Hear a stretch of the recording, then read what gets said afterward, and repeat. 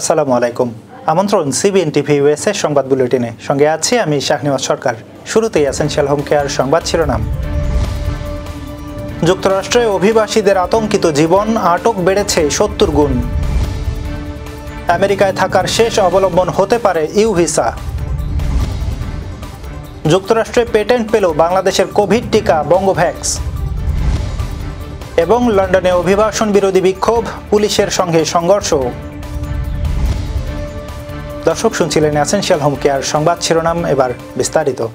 মার্কিন president Donald Trump ক্ষমতায় আসার পর থেকে অভিবাসন নীতিতে কড়াকড়ি আরোপ হওয়ায় দেশ জুড়ে অভিবাসীদের মধ্যে আতঙ্ক বেড়েছে।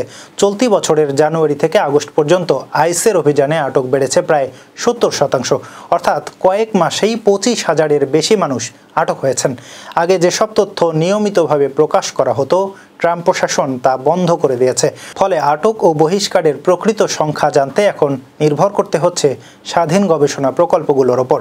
এসব তথ্য বলছে এবছর আইস সরাসরি নেতৃত্ব দিয়ে অভিবাসী গ্রেপ্তার করছে এবং আটক হওয়া ব্যক্তিদের ৩/৪ তাদের অভিযানেই ধরা পড়েছেন। শিকাগোতে পরিস্থিতি আরও ভয়াবহ। অপারেশন মিডওয়ে ব্লিটজ নামে বিশেষ অভিযানে শত শত ফেডারেল এজেন্ট মাঠে নেমেছে। লাতিনো সম্প্রদায়ের মধ্যে আতঙ্ক ছড়িয়ে পড়েছে।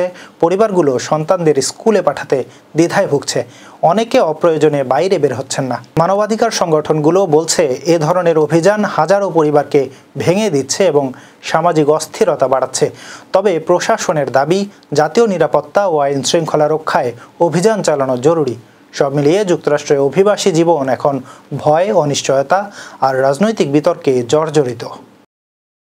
যুক্তরাষ্ট্রে গুরুতর অপরাধের শিকার হয়ে আইন শৃঙ্খলা বাহিনীকে সহায়তা করলে ভুক্তভোগীরা ইউ ভিসার আওতায় বিশেষ সুবিধা পান। শুধু ভিকটিম নয়, তার স্ত্রী সন্তানও একই সুবিধা পেতে পারেন। এমনকি কেউ বাংলাদেশে থাকলেও এ ভিসার সুবিধা ভোগ করতে পারবেন। আইন বিশেষজ্ঞরা জানাচ্ছেন, murder, kidnapping, domestic violence, robbery বা গুরুতর অ্যাসল্টের মতো অপরাধে ভিকটিম হলে ইউ ভিসার জন্য আবেদন করা যায়। এর শর্ত হলো ভিকটিমকে তদন্ত ও বিচারে আইন প্রয়োগকারী সংস্থাকে সহায়তা করতে হবে। ইউ ভিসার মাধ্যমে শুধু যুক্তরাষ্ট্রে বৈধভাবে থাকা নয়, পরবর্তীতে গ্রিন কার্ড ও নাগরিকত্ব পাওয়ার পথও খুলে যায়। এমনকি ডিপোর্টেশন অর্ডার প্রাপ্ত কেউও এ ভিসার আওতায় নতুন করে বৈধ স্ট্যাটাস অর্জন করতে পারেন। অভিবাসন আইনজীবীদের মতে, বাংলাদেশি অভিবাসী কমিউনিটির অনেকেই এই সুযোগ সম্পর্কে অবগত নন, অথচ এটি অনেকের জন্য আমেরিকায় থেকে যাওয়ার শেষ অবলম্বন হতে পারে। বাংলাদেশের গ্লোব বায়োটেক উদ্ভাবিত কোভিড-19 টিকা বঙ্গভ্যাক্স যুক্তরাষ্ট্রের পেটেন্ট পেয়েছে। দেশের ওষুধ শিল্পের ইতিহাসে এই প্রথম কোনো টিকা যুক্তরাষ্ট্রে পেটেন্ট অর্জন করল। রোববার গ্লোব বায়োটেক জানায়, ন্যানো টেকনোলজি নির্ভর 1 ডোজের এই mRNA টিকা বিভিন্ন ভ্যারিয়েন্টের বিরুদ্ধেও কার্যকর। গবেষণা ও প্রাণীর ওপর সফল ট্রায়ালের পর যুক্তরাষ্ট্রের স্বীকৃতি বাংলাদেশকে টিকা উৎপাদনে নতুন সম্ভাবনা এনে দেবে। প্রতিষ্ঠানটির মতে, এই প্রযুক্তি ব্যবহার করে ভবিষ্যতে ক্যান্সার ও ডায়াবেটিসের মতো জটিল রোগের ওষুধও তৈরি করা সম্ভব। যুক্তরাজ্যের রাজধানী লন্ডনে অভিবাসন বিরোধী এক বিশাল বিক্ষোভে অংশ নেন 1 লাখেরও বেশি মানুষ। ডানপন্থী কর্মী টমি রবিনসনের নেতৃত্বে আয়োজিত এ সমাবেশে পুলিশের সঙ্গে সংঘর্ষে অন্তত ২৬ জন পুলিশ আহত হয়েছেন এবং 25 জনকে গ্রেপ্তার করা হয়েছে। অন্যদিকে পাল্টা সমাবেশে প্রায় ৫,০০০ মানুষ অংশ নেন। পরিস্থিতি নিয়ন্ত্রণে রাখতে বিপুল সংখ্যক পুলিশ মোতায়েন করা হলেও বিক্ষোভকারীরা অনুমোদিত রুট ভেঙে সংঘর্ষে জড়িয়ে পড়ে। বিক্ষোভকারীরা অবৈধ অভিবাসন বন্ধ ও প্রধানমন্ত্রী কিয়ার স্টারমারের পদত্যাগের দাবি জানান। অন্যদিকে পাল্টা সমাবেশে অংশ নেয়া সংগঠনগুলো বিদ্বেষ বন্ধ করে অভিবাসীদের স্বাগত জানানোর আহ্বান জানায়। দর্শক, এবার কর্ণফুলী ইনকাম ট্যাক্স সংবাদ শিরোনাম। নিউ ইয়র্কে ইউনাইটেড ব্রঙ্কস বাংলাদেশি কমিউনিটির উদ্যোগে 9/11-এর ভিকটিমদের স্মরণ। ডাকসু নির্বাচনে কারচুপির অভিযোগ তুললেন রিজভী। যাবজ্জীবন কারাদণ্ডের মেয়াদ কমানোর কথা ভাবছে সরকার। চীনা ভিসা আবেদনে বাংলাদেশিদের জন্য নতুন নির্দেশনা। এবং প্রথম দিনেই জমে উঠেছে চাকসুর নির্বাচনী উত্তাপ, মনোনয়ন নিলেন 28 প্রার্থী। দর্শক, আবার স্বাগতম সিবিএন টিভি ইউএসএ সংবাদ বুলেটিনে। শুনছিলেন কর্ণফুলী ইনকাম ট্যাক্স সংবাদ শিরোনাম। এবার বিস্তারিত। নিউ ইয়র্কের ব্রঙ্কসে ইউনাইটেড ব্রঙ্কস বাংলাদেশি কমিউনিটির উদ্যোগে 2001 সালের 11 সেপ্টেম্বর সন্ত্রাসী হামলায় নিহত ভিকটিমদের স্মরণে এক আয়োজন অনুষ্ঠিত হয়েছে। গত শুক্রবার স্টার্লিং বাংলা বাজার সংলগ্ন ইউনিয়ন পোর্ট রোডে এ আয়োজন করা হয়। এতে বাংলাদেশি কমিউনিটির সদস্যরা ছাড়াও স্থানীয় বাসিন্দারা ও নিউ ইয়র্ক পুলিশ ডিপার্টমেন্টের কর্মকর্তারা অংশগ্রহণ করেন। আয়োজনে বক্তারা 9/11-এর ভয়াবহতা ও সেই সময়ের করুণ স্মৃতির কথা তুলে ধরেন। তারা ভিকটিমদের আত্মার শান্তি কামনা করেন এবং বিশ্বে শান্তি ও সহমর্মিতা প্রতিষ্ঠার আহ্বান জানান। বক্তারা আরও বলেন, এই দিনটি শুধু আমেরিকার জন্য নয়, বরং সারা বিশ্বের শান্তিকামী মানুষের জন্য বেদনার দিন। এর মাধ্যমে সন্ত্রাসের বিরুদ্ধে ঐক্যবদ্ধ থাকার বার্তাও দেওয়া হয়। অনুষ্ঠানে বাংলাদেশি কমিউনিটির সদস্যরা ভিকটিমদের স্মরণে নীরবতা পালন করেন। ঢাকা বিশ্ববিদ্যালয়ে ডাকসু ও জাহাঙ্গীরনগর বিশ্ববিদ্যালয়ে জাকসু নির্বাচনে ব্যাপক অনিয়ম ও কারচুপির অভিযোগ তুলেছেন বিএনপির সিনিয়র যুগ্ম মহাসচিব রুহুল কবির রিজভী। তিনি দাবি করেছেন, একটি নির্দিষ্ট সংগঠনকে বিজয়ী করতে সরকারের প্রভাবশালী মহলের সহযোগিতায় নির্বাচন প্রক্রিয়া নিয়ন্ত্রণ করা হয়েছে। ঢাকা বিশ্ববিদ্যালয়ের উপাচার্য ইচ্ছাকৃতভাবে নির্বাচনের ফল একচেটিয়া করার চেষ্টা করেছেন। আর জাকসুর ব্যালট পেপার কেন একটি নির্দিষ্ট রাজনৈতিক দলের ঘনিষ্ঠ প্রতিষ্ঠানে ছাপানো হলো, এ প্রশ্নের জবাব জনগণ জানতে চায়। রিজভী আরও অভিযোগ করেন, আওয়ামী লীগের সন্ত্রাসী কর্মকাণ্ডে জড়িত বহু নেতাকর্মী এখন জামায়াতে ইসলামীতে যোগ দিচ্ছে।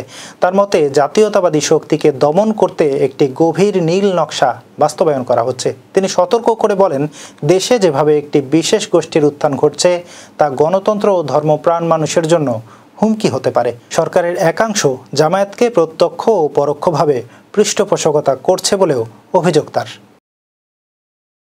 বয়স্ক বন্দীদের মুক্তির বিষয়টি বিবেচনায় নিয়ে যাবজ্জীবন কারাদণ্ডের মেয়াদ কমানোর চিন্তাভাবনা করছে সরকার। রোববার সচিবালয়ে আইন শৃঙ্খলা সংক্রান্ত কোর কমিটির সভা শেষে এই তথ্য জানান স্বরাষ্ট্র উপদেষ্টা মোহাম্মদ জাহাঙ্গীর আলম। তিনি বলেন, 1860 সালের পেনাল কোড অনুযায়ী দেশে বর্তমানে যাবজ্জীবন কারাদণ্ডের মেয়াদ 30 বছর। বয়সের ভিত্তিতে এই মেয়াদ কমানো হতে পারে। নারীদের ক্ষেত্রে তা হতে পারে 20 বছর, পুরুষদের জন্য কিছুটা বেশি। তবে এটি আসামির বয়সের উপর নির্ভর করবে। এখনও এ বিষয়ে চূড়ান্ত সিদ্ধান্ত হয়নি এবং কিছু শর্ত যুক্ত থাকবে। সভায় পুলিশের প্রশিক্ষণ, আসন্ন জাতীয় সংসদ নির্বাচনকে ঘিরে আইন শৃঙ্খলা রক্ষাকারী বাহিনীর প্রস্তুতি, ছিনতাই ডাকাতি রোধ, সীমান্তে মাদক নিয়ন্ত্রণ, দুর্গাপূজা উপলক্ষে নিরাপত্তা ব্যবস্থা, লুট হওয়া অস্ত্র উদ্ধারের অগ্রগতি এবং রাকসু চাকসু নির্বাচন সহ বিভিন্ন বিষয়ে আলোচনা হয়। বৈঠকে স্বরাষ্ট্র মন্ত্রণালয়ের জ্যেষ্ঠ সচিব নাসিমুল গনি, পুলিশের মহাপরিদর্শক বাহারুল আলম সহ অন্য কর্মকর্তারা উপস্থিত ছিলেন। বাংলাদেশি নাগরিকদের জন্য ভিসা আবেদন প্রক্রিয়ায় নতুন নির্দেশনা দিয়েছে ঢাকায় অবস্থিত চীনা দূতাবাস। দূতাবাসের বিজ্ঞপ্তিতে জানানো হয়েছে, এবার থেকে ধাপে ধাপে অনলাইনের মাধ্যমে আবেদন প্রক্রিয়া সম্পন্ন করতে হবে। আবেদনকারীদের চাইনিজ ভিসা অ্যাপ্লিকেশন সার্ভিস সেন্টারের ওয়েবসাইট থেকে ফর্ম পূরণ করতে হবে এবং প্রয়োজনীয় কাগজপত্র আপলোড করতে হবে। ফর্ম জমা দেওয়ার পর অনলাইনে প্রাথমিক পর্যালোচনা করা হবে। প্রয়োজনে সংশোধন বা অতিরিক্ত নথি জমা দিতে হবে। কারো ক্ষেত্রে ভিডিও সাক্ষাৎকারের সময়সূচি জানানো হতে পারে। আর অনলাইন পর্যালোচনা সম্পন্ন মানে প্রাথমিক অনুমোদন হয়েছে। অনুমোদনের পর আবেদনকারী বা তার প্রতিনিধি ভিসা সেন্টারে পাসপোর্ট ও কাগজপত্র জমা দেবেন। এ সময় আঙুলের ছাপ ও ভিসা ফি দিতে হবে। এর জন্য আলাদা অ্যাপয়েন্টমেন্টের প্রয়োজন নেই। তবে 14 বছরের কম বয়সী ও 70 বছরের বেশি বয়সী আবেদনকারী গত 5 বছরের মধ্যে একই পাসপোর্টে আঙুলের ছাপ দিয়েছেন এমন ব্যক্তি, শারীরিকভাবে আঙুলের ছাপ দিতে অক্ষম কিংবা 31 ডিসেম্বরের মধ্যে স্বল্প মেয়াদী ভিসার জন্য আবেদনকারীদের ফিঙ্গারপ্রিন্ট দিতে হবে না। তাদের হয়ে অন্য কেউ কাগজপত্র জমা দিতে পারবেন। পিকআপ ফর্মে উল্লিখিত তারিখে ভিসা সংগ্রহ করা যাবে। নিয়মিত প্রক্রিয়ায় 4 কর্মদিবস ও জরুরি প্রক্রিয়ায় 3 কর্মদিবসে ভিসা পাওয়া সম্ভব। অনলাইন আবেদন জমা দেওয়ার পর প্রাথমিক পর্যালোচনার ফল সাধারণত 1 কার্যদিবসের মধ্যে পাওয়া যায়। চট্টগ্রাম বিশ্ববিদ্যালয় কেন্দ্রীয় ছাত্র সংসদ চাকসু নির্বাচনে মনোনয়নপত্র বিতরণের প্রথম দিনেই জমে উঠেছে নির্বাচনী উত্তাপ। নির্বাচন কমিশনের হিসেবে সোমবার মোট 28টি মনোনয়ন ফর্ম সংগ্রহ করেছেন প্রার্থীরা। এর মধ্যে কেন্দ্রীয় সংসদের বিভিন্ন পদে প্রতিদ্বন্দ্বিতা করতে ফর্ম নিয়েছেন 26 জন। সহসভাপতি পদে মনোনয়ন নিয়েছেন 7 জন। সাধারণ সম্পাদক ও যুগ্ম সাধারণ সম্পাদক পদে 2 জন করে প্রার্থী ফর্ম সংগ্রহ করেছেন।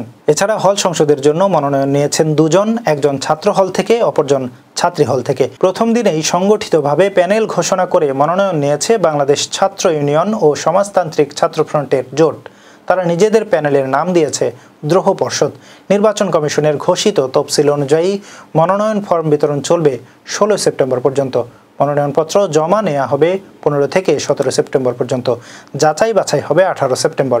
প্রাথমিক প্রার্থী তালিকা প্রকাশিত হবে 21 সেপ্টেম্বর এবং প্রার্থিতা প্রত্যাহারের শেষ সময় 23 সেপ্টেম্বর বেলা 3:30 পর্যন্ত। চূড়ান্ত প্রার্থী তালিকা প্রকাশ করা হবে 25 সেপ্টেম্বর। ভোট গ্রহণ অনুষ্ঠিত হবে আগামী 12 অক্টোবর সকাল 9টা থেকে বিকেল 4টা পর্যন্ত। ভোট গ্রহণ শেষে শুরু হবে গণনা। দর্শক, এই ছিল সিবিএন টিভি ইউএসএ সংবাদ বুলেটিনে। শেষ করছি। পরবর্তী বুলেটিন দেখার আমন্ত্রণ জানিয়ে এতক্ষণ সাথে থাকার জন্য ধন্যবাদ সবাইকে।